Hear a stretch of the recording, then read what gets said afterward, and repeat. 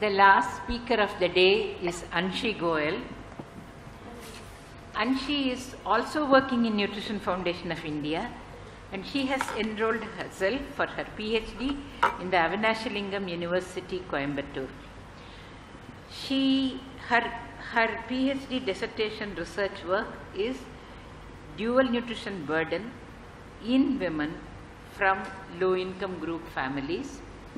Actually, her thesis consists of two parts. One is to study the effect of age in relation to nutritional status. The other, what was asked in the morning, what is happening to lactating women during longitudinal follow-up? Is the loss of weight during the first 6 months of lactation a reality today? Or is it one of those things that disappeared when women gained 5 kg between 1980 and 2000? So, today she will be presenting that part which is in relation to age in the dual nutrition burden era. Non-pregnant, non-lactating women, and what are the changes that you see in women's nutritional status. Yes, Anshi. Thank you, ma'am. Here I am going to present dual nutrition burden in urban women from low middle income families. Introduction. Developing countries like India are currently undergoing economic, social, demographic, health and nutrition transitions. India has been facing dual nutrition burden and consequent health problems in the last 2 decades. Data from all the surveys indicate that prevalence of both under and overnutrition are higher in women as compared to men.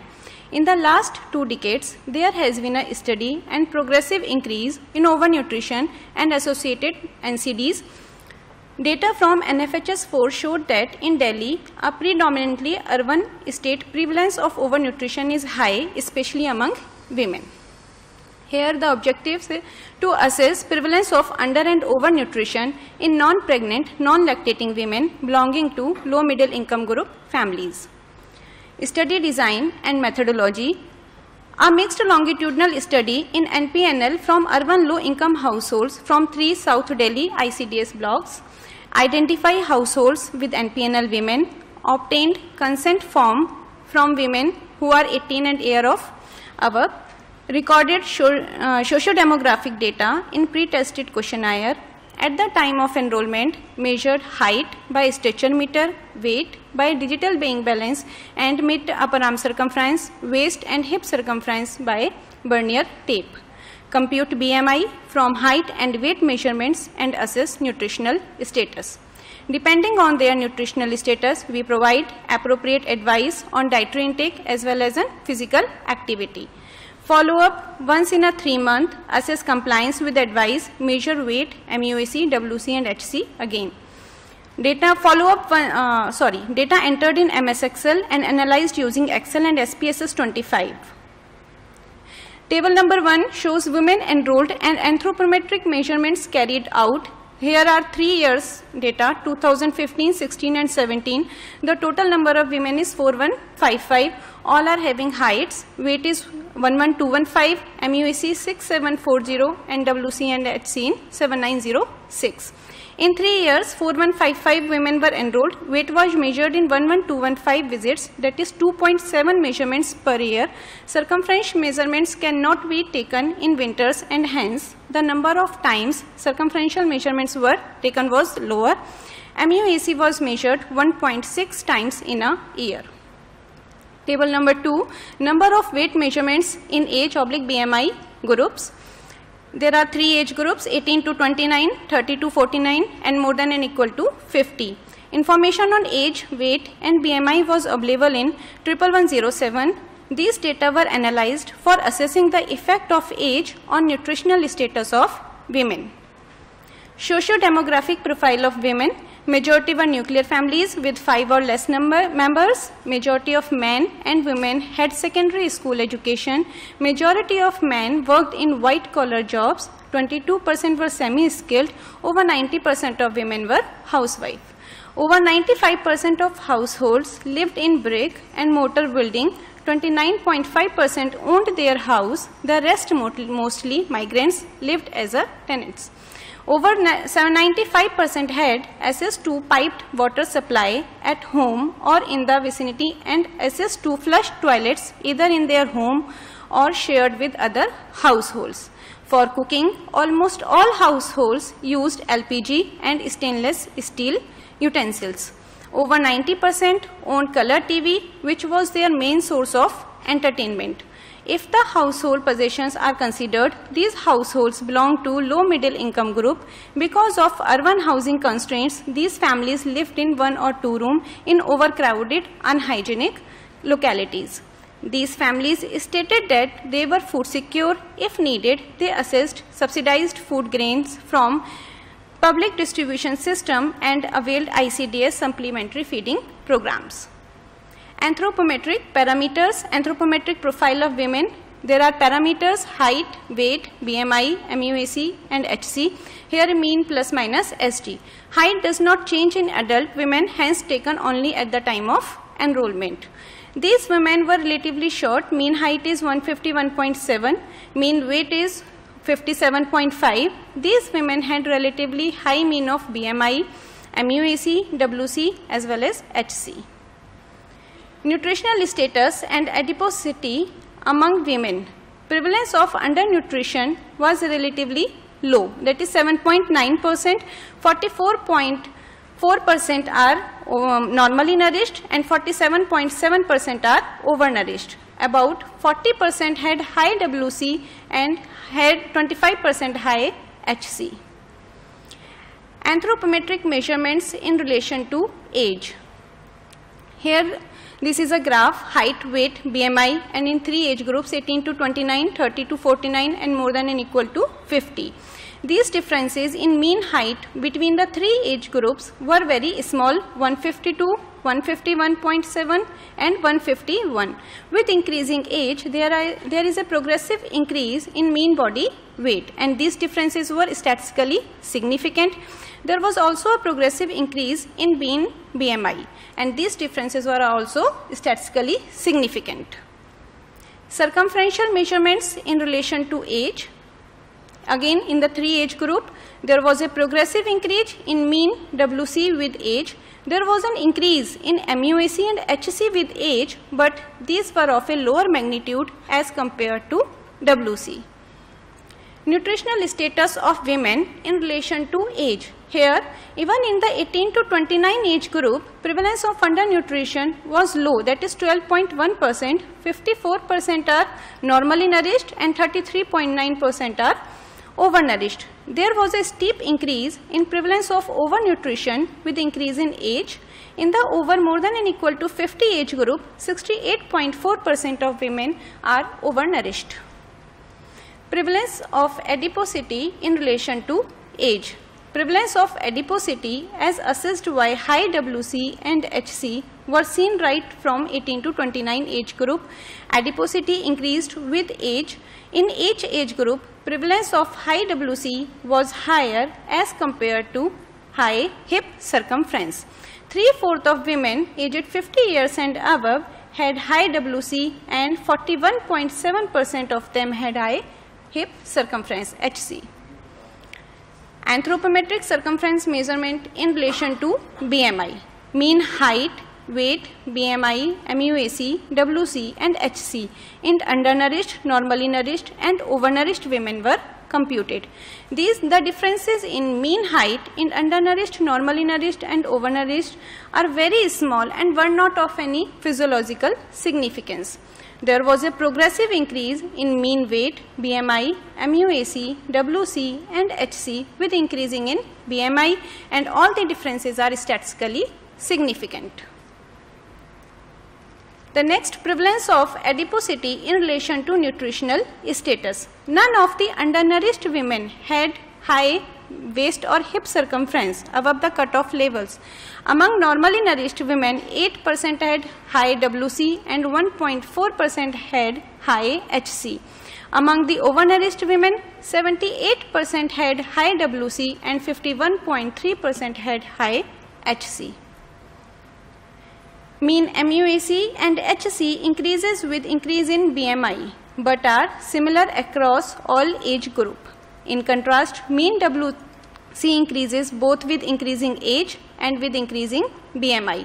These data indicate older women are prone for abdominal adiposity as assessed by waist circumference, not only when they are overnourished but also when they are normally nourished. Prevalence of adiposity in relation to age and nutritional status. For any given age and BMI, prevalence of high WC was higher as compared to high HC. High HC was seen in women with high BMI across all age group. High WC was seen even in normally nourished women. With increasing in age and BMI, prevalence of high WC increased. All women in any age group who were overnourished had high WC and HC. There is summary and conclusion of this study.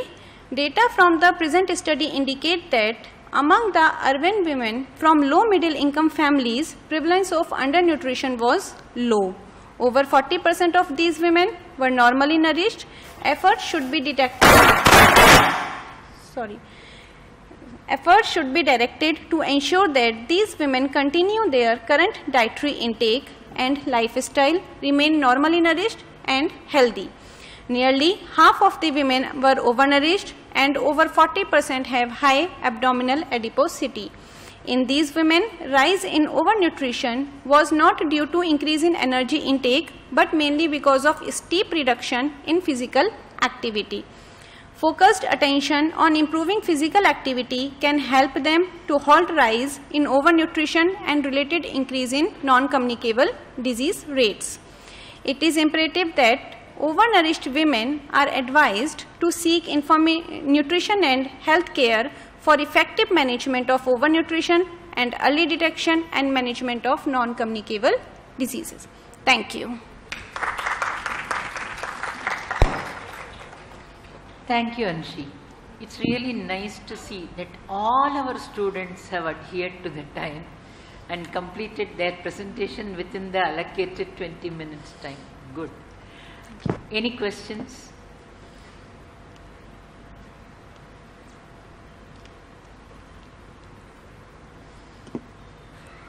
Yes. Any questions? Anywhere? No. It's very, very clear. Yes.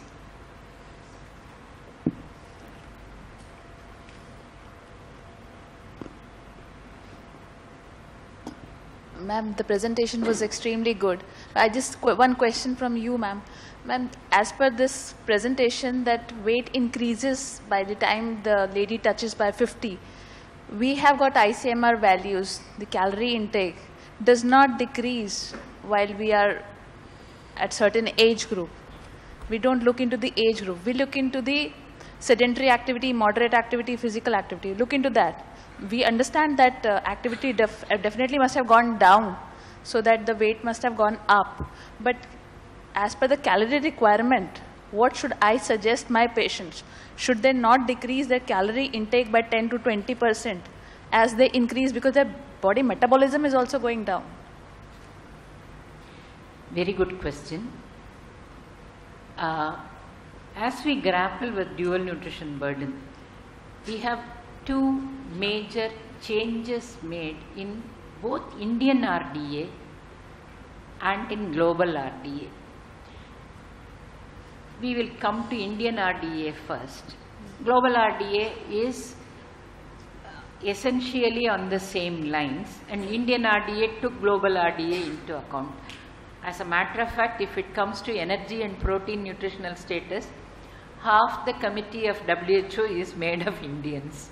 In the past, Dr. Shetty became that, Narasimha Rao before that, 1960 onwards, at least 1/3 of the WHO RDA group were from India, and data from India was taken into consideration.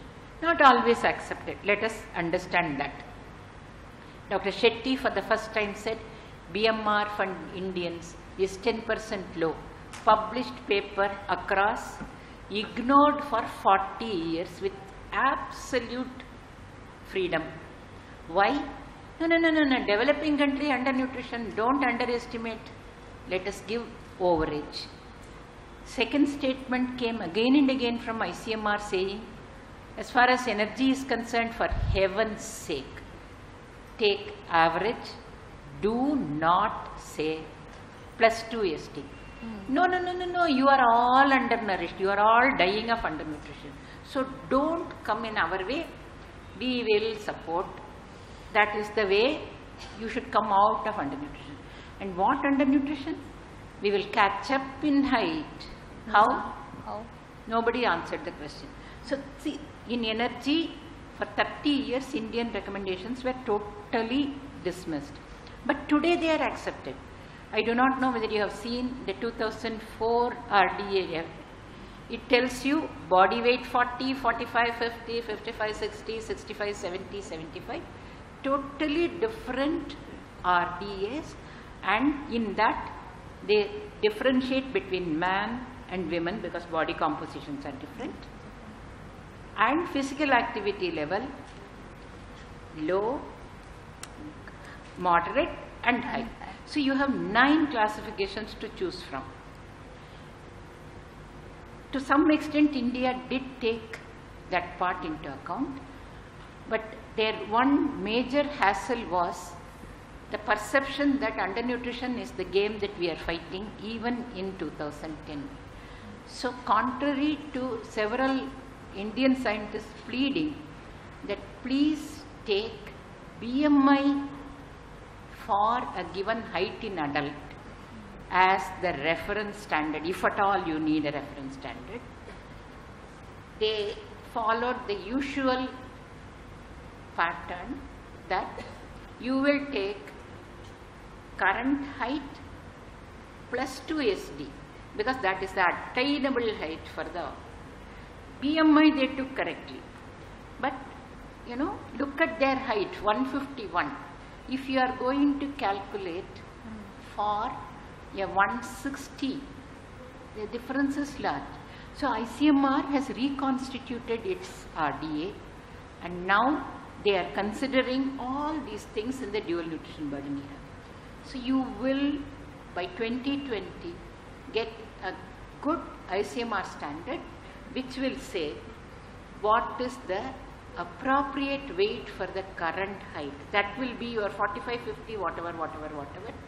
And for India, the appropriate BMI is going to be somewhat lower than 22 suggested for the world. It's likely to be 21 because we are cutting into NCD risk even when we cross 23. Physical activity, we will assume that 80% are sedentary. We will also take into account that BMR of Indians is at least 10% low. So you are going to see a gross difference. What is the quantum of difference? 2100, it will come down to 1700. And some of us who are shorter will have to be satisfied with 1300. Damn difficult. I am very happy that I have my current height of 165 and can eat comfortably 1900 calories. I really do not know how short small people are going to satisfy hunger. Pathway perhaps is through increasing Fiber. Less calorie dense, more vegetable related, more fiber having cereals. None of this is easy. But at least the concept is getting accepted, and Indians, given their enormous capacity to accept, adapt and change, would be able to do it. So wait just 1 year. The adapted Indian RDA will come and help you to give the right advice. But for heaven's sake, do not say rural 2400, urban 2100. Any child, 1000 se kam kaisa denge. Your children do not require that much. Your adults are really becoming overweight because of it. Assess and come to common sense conclusion. The way is very, very bright because all these factors are documented by individual Indian scientists who have spent 20 to 30 years debating this question, often getting beaten badly. But they persisted, and so you are in a good shape. Thank you, ma'am. Any further questions or anything, any doubts? Anybody wants to say anything? We are all tired. If there are no more things, can I thank Anshi for her presentation and give her basket first, so that the photo op is done, and then conclude. Thank you. Thank you, everyone.